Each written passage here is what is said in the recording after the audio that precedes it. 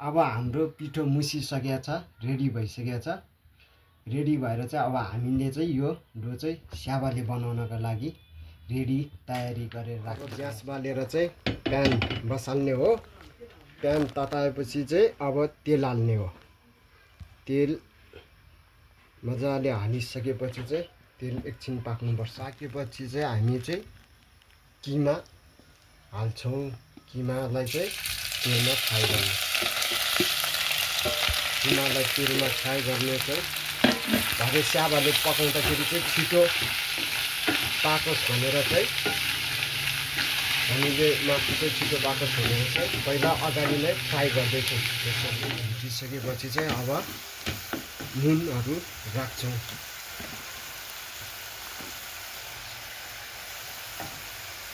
नुन राखेर चलायो।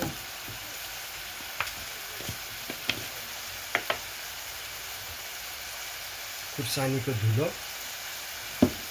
यो चाहिँ मोमो मसला,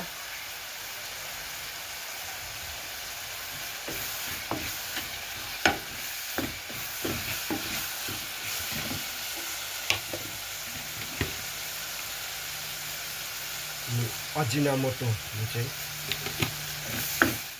अब यो चाहिँ जिराको पिनेको पिस ठुलो, यो पिनेको लसुन अनि अदुवा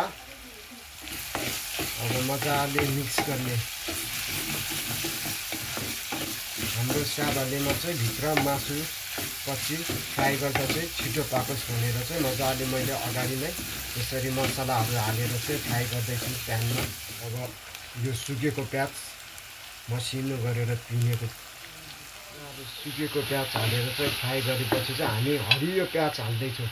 हरियो प्याज मसिनोको पिस गरेर पिनेको, चप गरेर मसिनो चप हालेर पिनेको त्यसलाई चाहिँ अब यहाँनिर यो चाहिँ यसमा मसलाहरू सबै हालेर मजाले फ्राई गर्दैछौँ।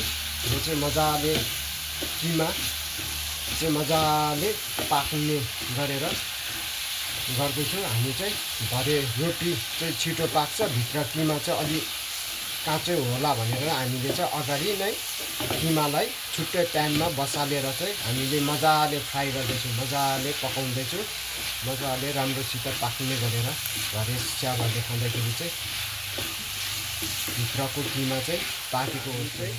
माथिबाट मसिनो गरेर पिनेको धनिया मजाले माथिबाट छर्दैछु। मजाले फ्राई गरेर मसलाहरू हालेर चाहिँ राम्रोसित पाकिसक्यो। अब स्वाद पनि मैले चाखेर हेर्दा मिठो स्वाद आएको छ। अब चाहिँ हाम्रो किमा स्याबालेको लागि रेडी भइसकेको छ। अब पाकिसकेको छ। जिरा र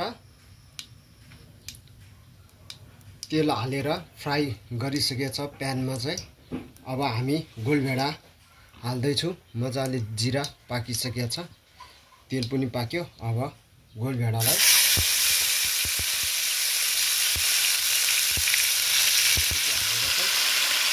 फ्राई गर्दैछु।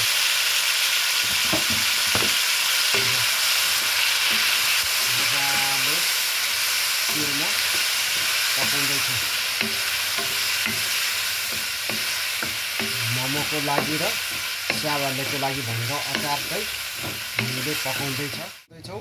थोरै कम हिट ग्यास बालेर गोलभेडा, प्याज, सुकेको प्याज हालेर तेल र जिराको दाना हालेर चाहिँ मजाले हामीले गोलभेडा चाहिँ अचारको लागि गल्दै गरिसकेको छ पाकेर।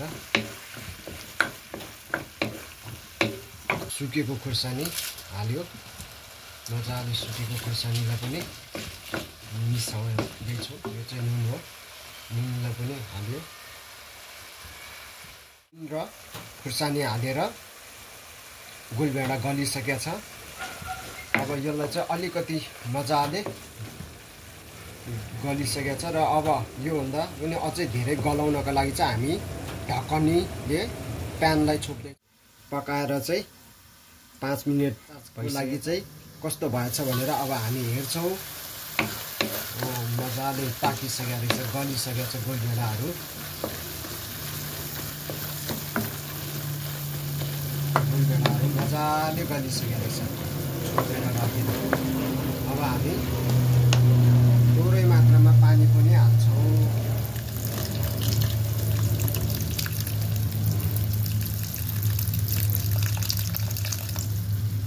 थोरै पानी हालेर चाहिँ अब एकछिन पकाउँछौँ। यो चाहिँ भरे अचारमा ओखलमा पिनेर मिक्स गर्ने हो। मजाले पाकिसकेको छ। अब हामी खोलेर हेर्छौँ कतिको पाक्यो भनेर। अब हामी अचारलाई मजाले चलाउँछौँ र अब हाम्रो अचार मजाले गली पनि सकेको छ। अब यो अचार चाहिँ पाकिसकेको छ। अब यसलाई चाहिँ हामी चिसो भइसकेपछि चाहिँ हामी मिक्सचरमा हालेर मसिनो मिन हुने गरेर बनाउँछौँ। अलि पहेँलो खालको कलर निकाल्नु पर्नेछ भने अचारमा चाहिँ बेसार पनि हालेर मजाले बनाउनको लागि चाहिँ हामी मिक्सचरमा पकाएको गोलभेडा अब यसरी हाल्दैछौँ। अब यसरी हाल्दैछौँ।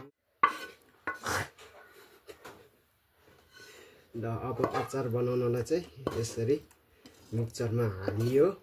चिसो भइसकेपछि हाल्ने हो है। फेरि तातो तातो हाल्यो भने चाहिँ मिक्सचर बिग्रिन्छ। बदम पनि मिक्स गर्दैछु। मसिनो गरेर पिनेको ओखलमा भुटेर राखेर मसिनो गरेर पिनेको। अब अचारमा मिठो बदम फ्लेभर, बदमको स्वाद आउनको लागि भनेर चाहिँ हामी बदम पनि हाल्दैछौँ।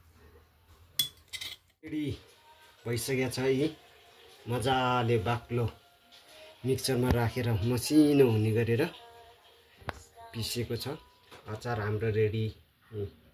यस्तो विधि बाक्लो भइसकेको छ। ल अब हाम्रो चाहिँ यो केसँग खाजा खाने हो त्योसँग चाहिँ हामीले खानाका लागि मजाको अचार रेडी भएको छ। चाहिँ स्याबाले बनाउनका लागि रोटी पेल्दैछु।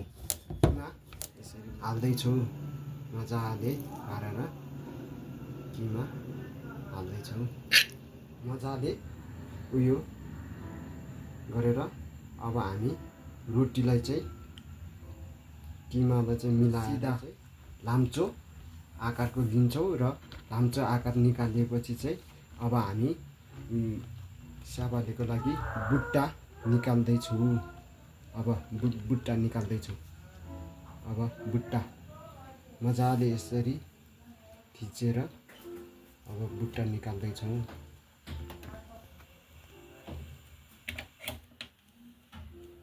बुट्टा निकाल्दैछौँ। थिचेर चाहिँ बुट्टा निकाल्छौँ। यसरी मजाले थिच्दै थिच्दै बुट्टा निकाल्नुपर्ने हुन्छ। मजाले यसरी बुट्टा निकाल्दैछौँ हामी स्याबालेको। यो चाहिँ मजाले थिच्नुपर्छ। मजाले यसरी। अब हाम्रो स्याबाले रेडी भइसकेको छ। यसरी मजाले पारेर स्याबाले बनाउनको लागि तेल हालिरहेको छु। मजाले अलिकति धेरै तेलमा चाहिँ फ्राई गर्नुपर्ने हुन्छ। तेल तातेर चाहिँ अब हामी तेलमा हाल्दैछौँ।